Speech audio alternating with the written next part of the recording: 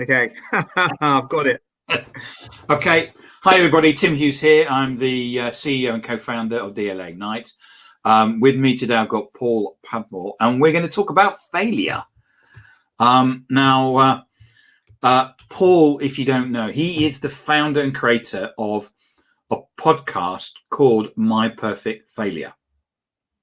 He's also the co-founder and head of client growth at an organization called Gap in the Matrix. And I'm actually interviewing one of the founders of Gap in the Matrix on Monday. So that's coming up. Really interesting company. But let's go back to failure. Paul's podcast believes that failure is a vital ingredient for our future success. I've certainly failed, and I know you've failed, Paul. Yes. And although the subject is about failure, My Perfect Failure is a refreshing, positive spin on the subject.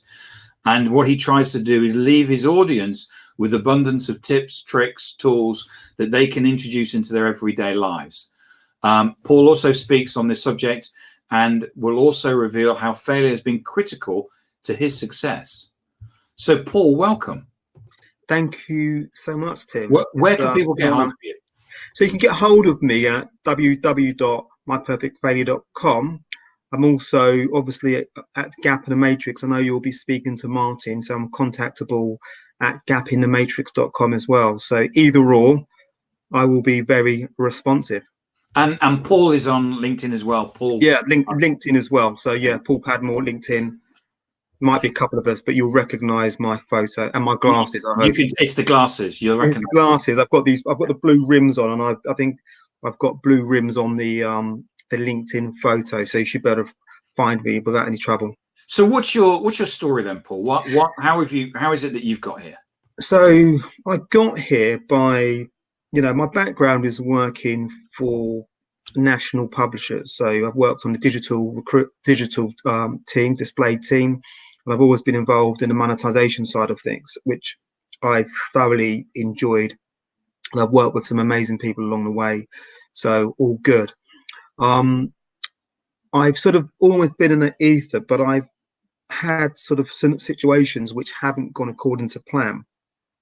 So I worked for an organization, and I realized that it was sort of on the tech side of the business, not on the publisher side, and it kind of didn't really back out the way that I sort of wanted it to back out in terms of execution, in terms of results. So as I was sort of conscious that things weren't going according to plan. I had this wonderful plan. I was going to be doing this. I was going to be doing that. We were going to be delivering X amount of revenue, and everything sort of was mapped out in my head. But it became sort of clear quite early on that, well, not reasonably early on, that things weren't executing the way I wanted it to execute. And as this was happening, I was cognizant of it. I was started thinking about people like J.K. Rowling, people like Jay-Z, and all these, Oprah Winfrey, all these noted people that talk famously and candidly. We all read about it in the press around their failures and how these things were instrumental in their success. So I thought, actually, well, I hope this could be, this situation could be my opportunity to excel. So the job ultimately didn't work out. Yeah. And so I thought, well, I failed. This hasn't worked out. And I was very lucky that I got another job quite quickly. But I realized there was some, obviously some talent, but I realized that I was lucky to sort of rebound quite quickly. But I kept on having this sort of repetition in thought around how people navigate failure. If you don't have a support mechanism around you, whether it be a wonderful network, if it's in business, or whether you have a mentor or a coach or a family member or friend that can just really coax you out of that situation. I just wondered how people navigate that. And I sort of had this thought for probably around maybe a year and a half. And I love listening to podcasts, and podcasts like yours, I think, are really valuable tools for people. They really can give you real food for thought, real insights. And that's what I was getting from listening to people like, you know, Tim Ferriss and those people of that ilk. I was listening to those guys, and it really gave me food for thought. And I thought to myself, why don't I put a podcast together on this subject, which I decided to do. And the reason I wanted to put a podcast together on the subject, because I think the worst thing in the world is for talented people, and regardless of whatever their area of talent is, not to realize their potential. And I realized that there was a risk of that happening if you don't have the network, if you don't have the friends or the confidence to give you that push, or give you that sort of spark of confidence that you need. So I decided I was going to put a podcast together.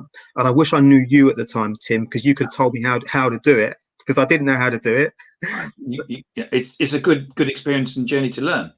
Well, it is. It was good. And and what was interesting, I'm not, anybody that's worked with me will say that tech isn't Paul's bag.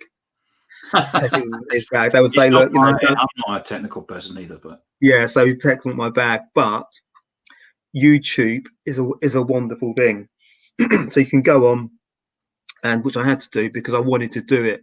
The desire to put this together and to engage the subject trumped my lack of tech expertise. So I decided to go on YouTube and essentially do it. And I got to the point where I created a website, and I'd created sort of an idea, created a title, and then it was a case of reaching out to people, which I did. Then when I got to that juncture where I reached out to people, then I had the imposter syndrome. That slapped me around the face. And I was just like, I suffer from imposter syndrome. It's yeah, I had that, and I still have it to a degree, but certainly at that juncture when it came to actually putting out a podcast, and actually for me to be taken seriously, as it wasn't, I guess it wasn't me being taken seriously. It was more, I frame it a different way. I just didn't, it's whether people saw value in what Paul Padmore had to say, or what he was bringing to the table.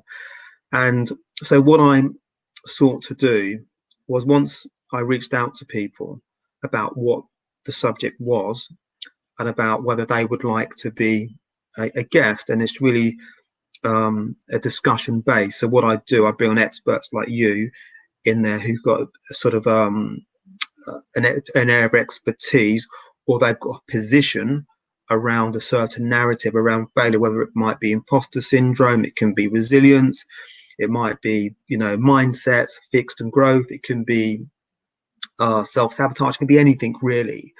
And it's really been an education, because I get to reach out to these people. And I was very lucky that a lot of people came back and said, look, we'd love to be a part of your project.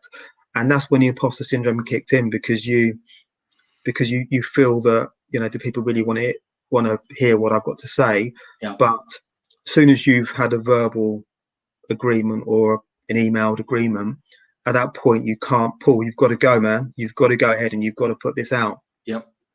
Which I did, and it's the best, one of the best things I've ever done, because it's achieving your objectives of why I put this out. I'm having amazing discussions, which are predominantly me listening to amazing people that have got fantastic insights into some of the things that I just mentioned, whether it be mindset or resilience or imposter syndrome. These people would have either be experts in those areas, or they're people that have navigated their own challenges and they've come out on top. And the feedback I've got has been tremendous, and it's just been a wonderful thing to do. And also, I think as a byproduct of it, what I've been fortunate enough to happen for me is for me to learn every time I speak to somebody or listen to somebody. It's really impacting me and giving me sort of more layers, more, like a stronger foundation about myself mentally, and about, how that we all communicate with one another, and equally, my understanding of failure, that it actually is part of success. If we do a deep dive into anybody that we admire, whether they be an actor, a doctor, a surgeon, a politician, they will all have huge amounts of failures and setbacks that they've overcome. And I think for the majority of us that maybe put the maybe sort of give up when we encounter failures, it's part of the journey, and that's what I'm trying to get out there. Yeah, I think that we've all had failure. Yeah, we all have, and the thing about what you're doing is that we've had failure, and some of us have found a way of getting around that. Yeah, to bring us a success. And wouldn't it be great if we would be able to take all those things that we did and share that with other people? Totally. Because there are people that fail and then aren't able to pick themselves up. Yeah. But as you say, if you're able to share the resilience and the different mindsets, fantastic. So which is why I wanted you to talk to you, Paul, because isn't that an amazing thing to do, to be able to share that information with more people?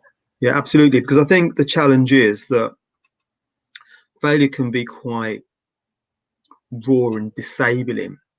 If we view success and failure as black and white, which invariably we do, we sort of align ourselves more with failure. And there might be something that we were looking to do, and obviously you get naysayers that are saying, well, why are you doing that? It just makes no sense. You've got no background in that. And what invariably we don't do is look at the amazing growth that we've got from the point that we started to the point, but to the point where maybe it didn't go quite according to plan. And instead of actually focusing on the growth, the learnings, and it just might need a little bit of tweaking. It might mean that you've got to do a bit more research, or maybe you've got to reach out to a different group of people to get it to where you want it to get it to. Or it might be that actually I'm going to park this here. It's not quite worked out, but actually all the amazing insights and learnings I've got, because I've come from point A to point B, I can put that into my next project. And really what I want is for everybody to achieve their maximum. And I think the only way we can do that really is understand this sort of the relationship between success and failure. If people understand that and don't view it as black and white, I think somebody was I forget the correct analogy, but in the States they tend to be more. I think in the States they tend to see failure as a success. Absolutely, that's what I'm trying to say. In the UK, if you set up a startup and you fail, you're seen as being a failure. Yeah. But in the States, it's seen as a great learning exercise. Absolutely. And sometimes when people actually say, until you fail in 2 or 3 startups, we won't take you seriously. Yeah. And in the UK, there's my business partner and I were in San Francisco last year, and the place just there's in a way there's no failure, because anything can happen. You could say, right, we've got a startup which is going to basically have pink elephants, and people would say, yeah, here's some money. Yeah. And I'm joking, obviously, but whereas in the UK, it's I'm not going to basically, if I run and I fail, I'll be a laughing stock. It's like, no, you would have learned so much. And I totally agree with that. And I really want to get to that point where there's no shame in it, because I think in the UK there's a lot of shame, Yeah. wrongly, if people deem that they failed, sorry. And we definitely need to remove that, and we definitely need, we want people to live their best life and understand that there's a journey involved. We can't just expect to have, what we might view as success continually and straight away without any roadblocks. It's part of the process, and we should pay less attention to what other people might perceive or might think, because they might not even think it, but we perceive that they think it, and we let those thoughts weigh us down. And it's really something that, whenever I'm talking to the wonderful guests that come on the podcast, we all talk about, we really wish that, in schools or in colleges at an earlier age, we give, kids and children just a better perspective of what the journey of life is like, and that there's going to be some challenges along the way, but actually it's part of it's meant to happen. This by no means defines you. It actually, it's like building different types of muscles. Yes. It's just not the muscles you get in the gym, but it's muscles that we get from business and life, and those sort of things. And the more of them that we get, the stronger we become. And it's just really creating a different type of thought process around, life and opportunity, success, failure.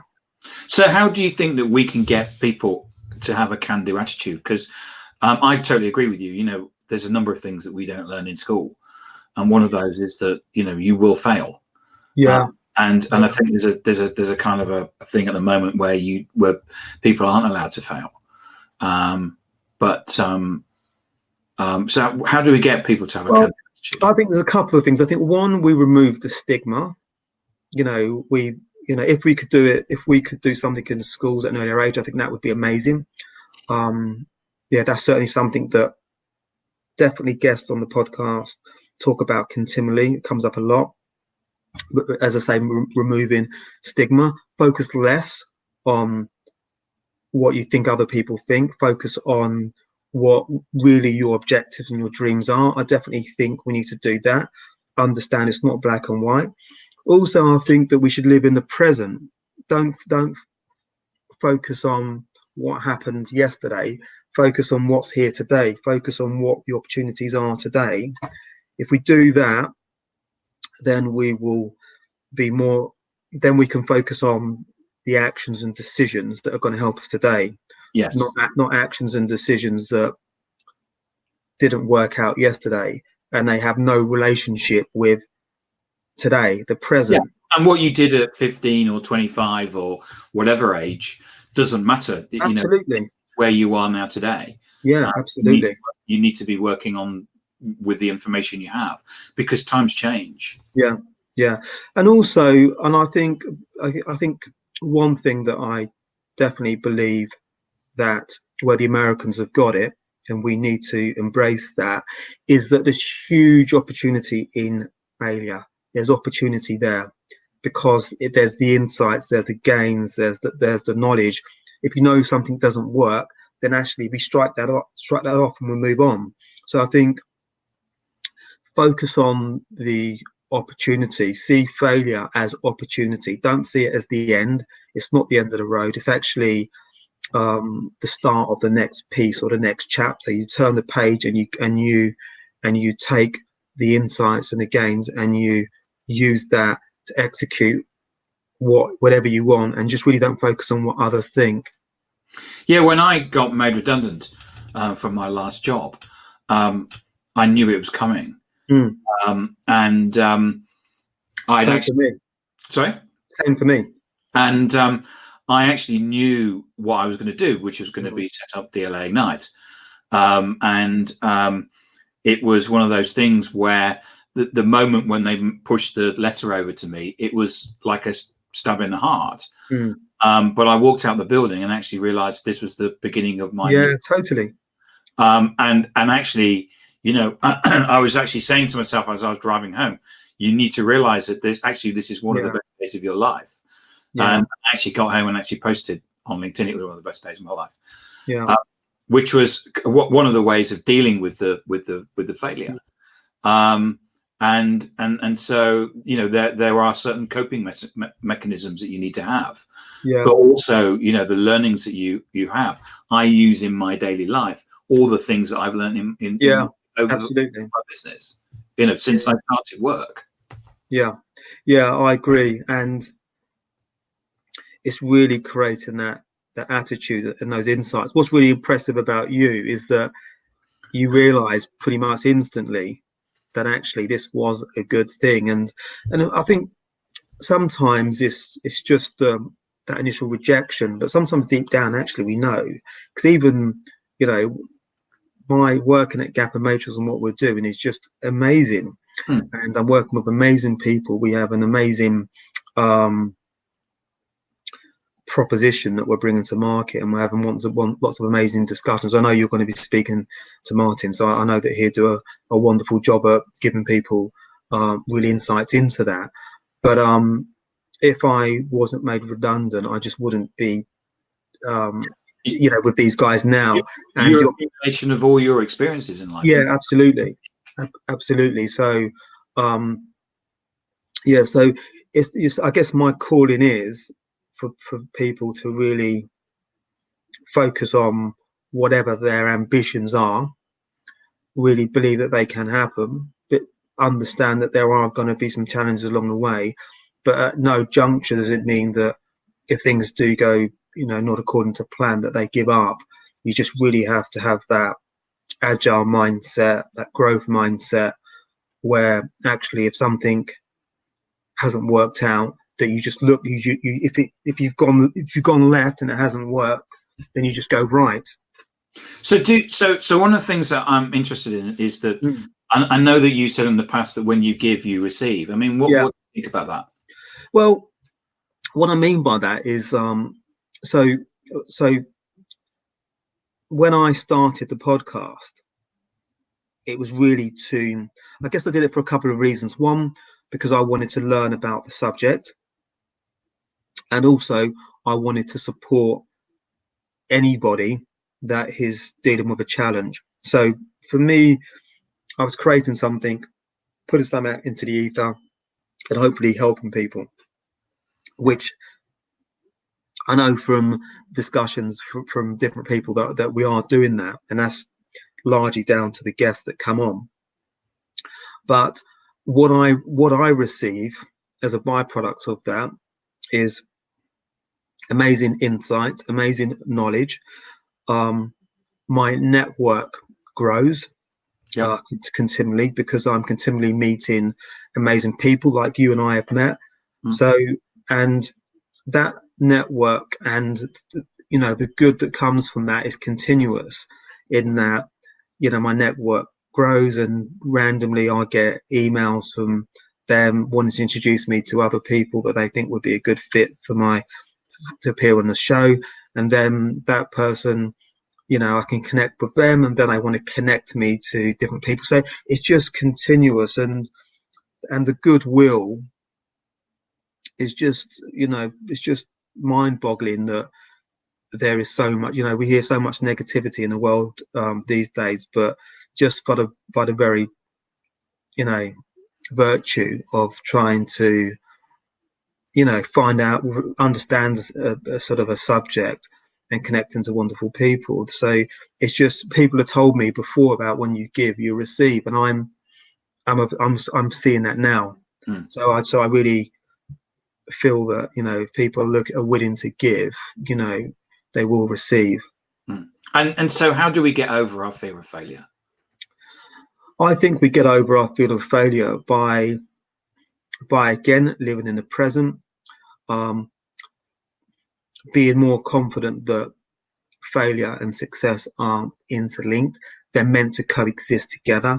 Then they're not. It's not black and white.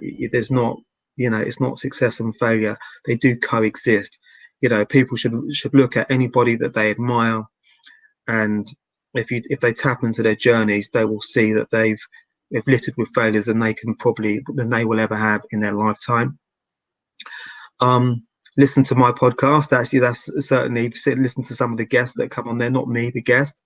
But I sort of, being serious, I think that, I think what you said about the American culture, the American system, where actually if you haven't failed, they don't take you seriously. And I think we should take something from that. We shouldn't seek, we don't go, I'm not telling anybody to go out and look out to fail. Do everything honestly and with the right intentions and see what happens. But ultimately, it's just being cognizant of that success and failure do coexist together, and it's meant to happen. And I think the key thing is to always get up. It's like the Tyson Fury when he fought, just going to the boxing analogy, when he fought Deontay Wilder, but he got hit down and he just got back up, and nobody thought he'd get back up. And it's the same for us. We can always get back up. Down and get up. Yeah, absolutely. I think that's sort of the key for me. Always know that we always can get back up, and surround yourself with, people that support your ambitions and your dreams, really. Yeah, I remember when I got divorced, there was a number of people that took steps back, and other people that took steps forward. Yeah. And the people that took a step back, I no longer know. Yeah. The people that stepped forward are lifelong friends. Yeah. And actually, that was one of the things that came out of it, was that you actually found out who your friends were. Yeah. Yeah. Which is not a bad thing. No, it's a great thing. Yeah. Because, as we get a little bit older, we become, time is such a precious commodity, and you just want to spend it effectively and doing things that,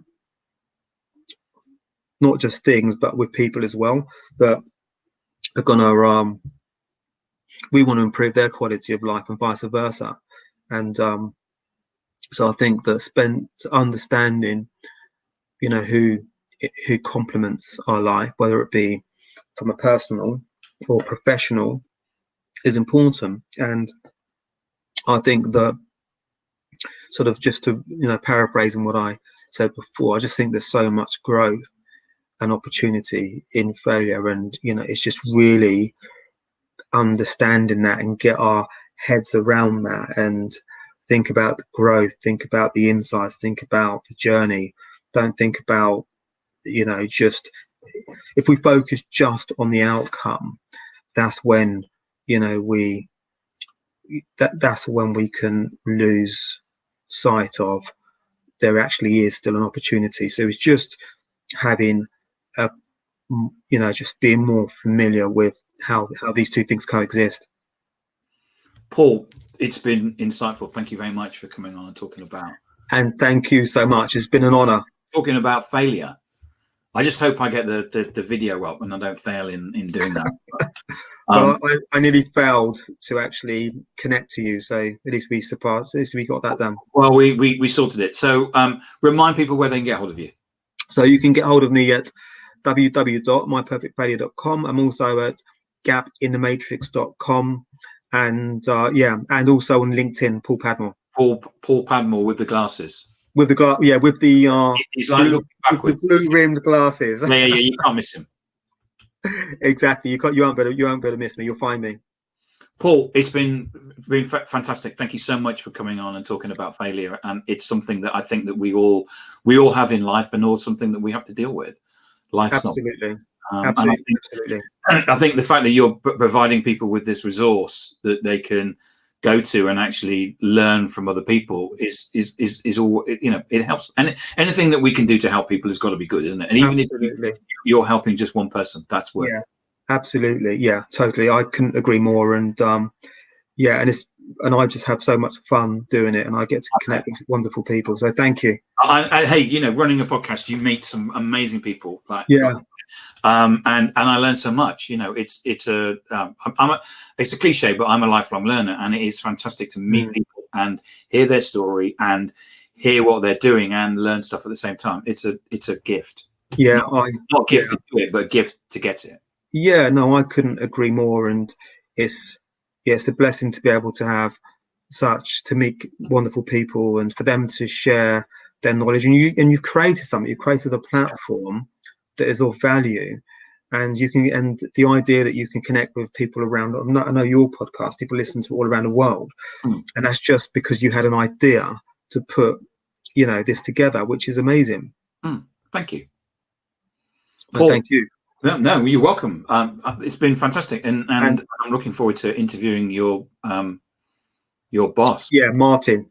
Yeah, he's it'll be the video above this one. So it'll be the next one above it. Okay, wonderful. Yeah, he's amazing, and he's done so much today. And Gap in the Matrix, we're just having so much fun. I bet. Working with brands, all over the world, doing wonderful things, helping them connect with their consumers. But he will give you hook, line, and verse on what Gap in the Matrix is doing. Good. Paul, it's Friday night for us, so have a great evening. And you. And I'll talk to you. And I look forward to speaking to you soon. Yeah. Cheers, Paul. Thanks.